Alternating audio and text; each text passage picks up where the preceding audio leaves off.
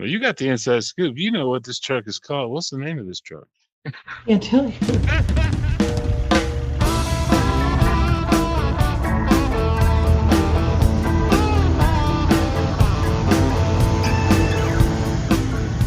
Yeah, I tried, but Jamie Hagen wouldn't divulge the name of the new Mack tractor set to be debuted in April in New York in this year of MaXX's 125th anniversary as a company. Small fleet owner Hagen does indeed have the inside scoop on the unit, as I suggested there up top, a brief excerpt of our conversation last week. He's actually driven one hand-built production model already around the company's test track, hidden behind the walls, and come June, he expects to be leasing one of the first production units in an arrangement with MaXX's marketing arm. It'll add to his all-Mack fleet, Hell Bent Xpress, among finalists in 2024 for Overdrive's Small Fleet Championship. Regular readers and listeners here will recall. Each dealership is going to get one, and then I'm going to get one. So they had a certain slot at the very beginning. So I'll get my first truck in June. Dealers will start seeing them at the end of May. I think they start building them. And then mine gets built in June, so I should get it, before July. Somewhere in there. Like there's this whole gray area, but I'm like in the first 100 units. That unit will add one to his South Dakota-based Small Fleet's power unit count, currently sitting where it was back when we last spoke around the Small Fleet Champ program's conclusion in November, at 9 trucks. Holding tough at 9. When Mack gives me, or sends me this new truck, we'll be back at 10. I'm Todd Dills, and there's big things ahead for Hagen and Hell Bent Xpress, it's certain, yet the new Mack wasn't the principal reason I wanted to bring him on for this edition of Overdrive Radio for March 3rd, 2025. Rather, the forward-looking small fleet owner happens to be the first U.S. owner to install a new-to-the-U.S. auxiliary air conditioning unit in the sleeper of one of his Macks.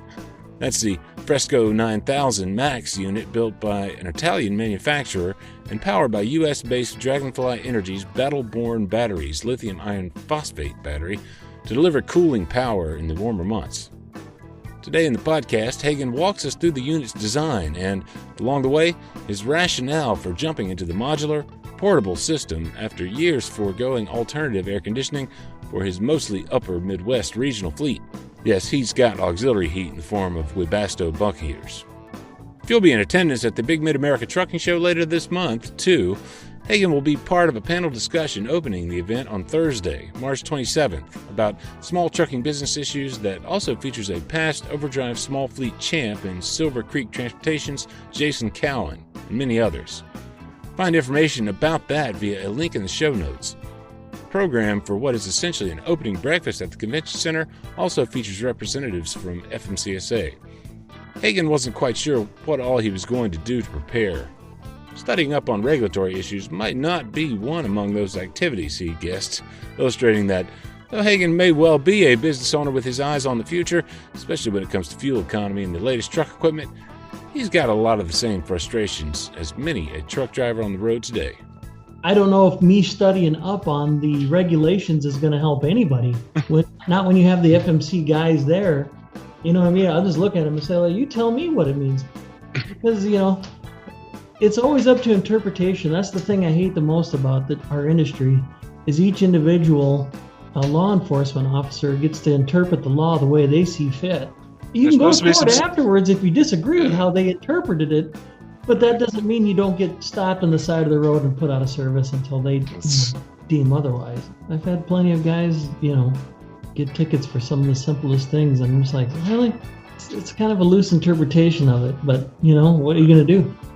After the break, how a 2023 Mack Anthem and the small fleet of Hell Bent Xpress came to be the first truck to get an installed Fresco 9000 MaXX battery-powered alternative air conditioning system. Performed, by the way, by Jim Fowler and his team at Michigan MD Alignment. Keep tuned. Did you know today's ultra-low sulfur diesel is robbing your engine of vital lubricity? Howe's Diesel Defender is here to help. Formulated for diesel engines of all types and sizes, Defender adds lubricity back into your fuel, protecting your engine from wear and tear, while specialized IDX4 detergent keeps your engine clean and running strong. Plus, enjoy guaranteed 5% boost in fuel economy or more while powering up performance. How's Diesel Defender, your ultimate engine protector. You can find more about the Howes Company's full line of warm and cold weather fuel treatments like Diesel Defender at the company website. That's HOWES, houseproducts.com. Here's Hell Bent Xpress 9-truck small fleet owner Jamie Hagen, harking back to late summer, early fall, and the heavy-duty trucking exchange event, where he met some of the people from Dragonfly Energy who would ultimately lead him on to the Fresco 9000 MaXX system. Really, it kind of started from attending the HDTX, Heavy Duty Trucking Exchange. You know, they do kind of like a round table with these people, and one of them was Dragonfly batteries. Energy. Yep. Yep. And really caught my attention because I've heard a lot about lithium batteries in trucks. I haven't seen a lot of stuff. So those guys gave me a lot of information. I said, man, you know, these batteries sound great. Like, do you have anything to, like, as far as air conditioning systems that you use for them? He's like, well, we're talking to this company, Climatso, Heatso, you know, out of Canada, and they, you know, we'll get them in touch with you. And that's kind of how it happened, really. They just kind of found me. You found each other, sounds like, basically. Right. Right. So you just installed one in one truck, or are you going in all of them? So far, we got one. Okay. That's all we got. We're working on another one. We haven't tested it yet. Like, we put it in the middle of, well, you know, just an absolutely kick you in the donkey cold winter. So it's literally never been turned on since we tested it after, you know, installing it. Right. So I'm hoping here it's going to get a little warmer, and I just told my guy, just use it even if you're not, you know, cold or warm, you know, just turn it on, see if that thing works. Yeah. It's kind of warm down here this week in the south. I don't know if he comes down here, but. Well, yeah, I got him headed to Ohio from Nebraska, which is kind of a lateral move. But you know, we've heard, you know, the guy that installed it, Jim Fowler, he went up to Canada and trained on how to install them. And the company up there that taught him how to install them said they've installed 200 of them already, all Canadian, you know, trucks. And they, you know, run down the United States, so they get a fair amount of use of them in the summer. And they said that the guys just love them. Like, they've never had one go bad, never had a guy complain. So, right. And they've been running them for 2 years. So that made me feel a little better to, you know, those are mechanics who, you know what I mean? They ain't got no reason to lie. You know what I mean? Like, these two guys, they're just two lonely mechanics, and they couldn't speak highly enough about the system. So that made me feel a lot better. Like, just the fact that we got some pretty good glowing reviews, you know, with 200 installs, you know. As noted prior, Hagen's Hell Bent Xpress is an entirely Mack fleet, and this unit is installed in the bunk of one of his 2023 model Anthem tractors, after previously having zero auxiliary cooling at all. Hagen's operators use a Webasto fuel-fired heater for warmth in the colder months. I kind of started off small, mainly running the Midwest, right? Like, really focusing on the Midwest, doing tankers. Well, I mean, it does get warm up there, but how many times where you can't open your windows, you know, in your sleeper? We had the bunk heaters. Yeah, we had the Webasto bunk heaters. Yeah. So that was our main concern. And to me, I always did the math, and it never quite panned out financially. You know, in my mind, adding another small engine that needed maintenance never really made sense. Like, I'm just like, all I'm doing is transferring the bill to this other thing. You know, maybe I was wrong. I don't know. But we got by all these years, and now this feels like a real good solution. Like, no oil changes, great reliability, all those things you want, quiet. I cannot stand those little generator motors just putzing away right beside you. So, yeah, to me, this is like just a perfect scenario. And they have good warranty coverage on their batteries, don't they? Batteries are crazy, 10-year warranty. The particular battery in use here is the Dragonfly Energy Company's Battle-Born Batteries lithium iron phosphate design. Below the bunk of the Mack truck. Now, I can't really speak to much more than Mack trucks, right? Because that's the whole entire fleet. You open the bunk, the bed slides up, and then there's a compartment right in the middle. The under bunk area is made up of 3 compartments, and there's one kind of dead center that's mainly used for like bulk storage, you know, like you would just throw some clothes in there or something, you know. We were able to put the 2 big lithium batteries right in there, and then the condenser for the AC unit. And then we just ran the hoses and the wires like out the back and then around, and then it just follows up the back of the cab. And then right at the very top, there was a cabinet about head high, and it sits on top of that. So it's literally at the top of the sleeper where the blower is, which is a huge thing. I have come to find out the ones that typically mount right on the back wall of the sleeper, you know, it just doesn't have enough oomph to get the cold air up in the air, you know, as cold air falls, you know. So it's my understanding these things actually cool the truck better because they're able to mount them so high. It's kind of a modular design too. So it comes in these 2 pieces, you know, like Clamatso Hitso unit is only 2 units. You know, the batteries are a separate unit, you know, and then you got the wires and hoses that hook up to it. There's a fan on the outside. There's the 3rd unit I was talking about. There's a fan on the outside to cool the condenser, but that condenser is like the size of a lunchbox. Okay. You know, it's super small and convenient. That's the one thing that kind of blew my mind is how small the unit was. The batteries are what take up the most room in the whole unit. And if you could mount those outside the truck, then you freed up, you know what I mean? You've almost taken almost no room at all inside the truck, which is kind of a big deal too. I mean, is that doable? Exterior installation somewhere? They tell me batteries. You can get a battery box, aluminum battery box, around $500 to $800 to mount it outside. Right. We just mounted them inside because I thought it would make it super easy on the install, and the drivers seemed to be happy with it. Everything was okay with it.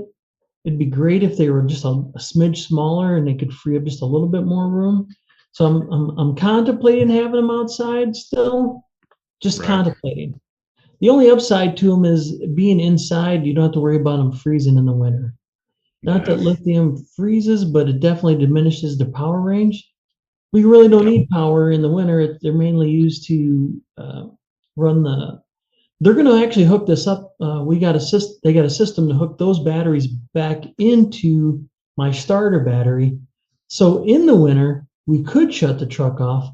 The batteries would be constantly being charged from the lithium batteries the whole time they're parked. So, you know, that's the thing that gets batteries the most in the winter is the cold. So they would always be charging, running the heater off of it as well. So and if they go dead, the truck battery is always good and juiced, so it can just start right up. So there'll be a win-win summer and winter with these things. It would, it'd run your refrigerator, it would run your Webasto cabin heater, and it would charge the batteries for the entire truck, keeping them warm, juiced.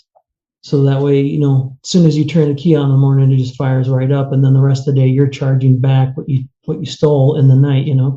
It's connected to the truck's electrical system being charged off the alternator kind of thing. Yeah.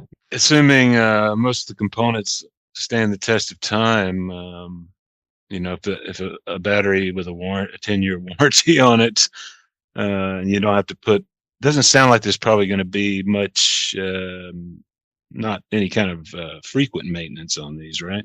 Shouldn't be any maintenance of any kind other than keeping the blower motor clean. The occasional charge of the AC system, maybe. That's about it. That'll save some time spent idling for sure. And it's modular, so you can move it. That was the one thing that really sold me on it, was the fact that, we're going to have some mounting holes, in the older truck, but like if we go to move to a new truck, we can just take the whole system with us instead of losing the money. That was the thing that really used to drive me insane, was like, unless you bought a brand new truck with an APU on it, you didn't really get your money back in time, because the things are so expensive, it's hard to recoup the cost. You buying these trucks new, right? The MaXX that you've got today, right? They probably do have, I'm guessing, battery systems that they offer on those trucks that are enough for climate control. They just started that AC. 2 years ago. Just started doing it. Okay. from the factory. And there again, that's one of those units they mount right on the back of the sleeper, and then they cut a hole and the thing comes through. You're never getting rid of this unit.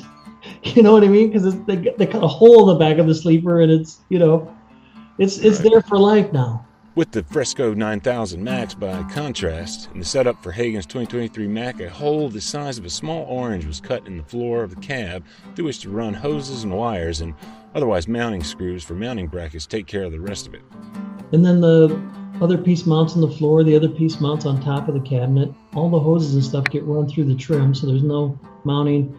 And then the cooler on the back of the cab, they just use those nut sets drilled into the back of the cab. So there's no big holes. And there's 4 holes. That's it, that you can fill in or put a bolt in. And plan is to just continue to add these as you can get them in the shop and do it. Yeah, right now we got I got plans with Jim to get another truck in there. Okay. He's just got to get the batteries. He's got 2 or 3 AC units in stock, and the hard part is getting the batteries from Reno, where Dragonfly is made. So yeah, they're out there. His first set in, but he's got to use them for the Mid-America Truck Show.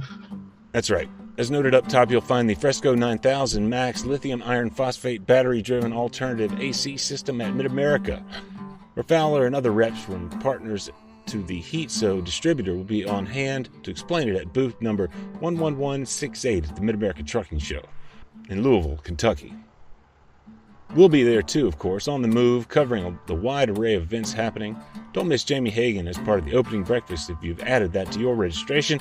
And keep an eye out for 2023 Trucker of the Year, Jay Hosty's 2022 Western Star, and its recently added ATG Custom Sleeper at that company's booth too, among the many other attractions at the show, no doubt.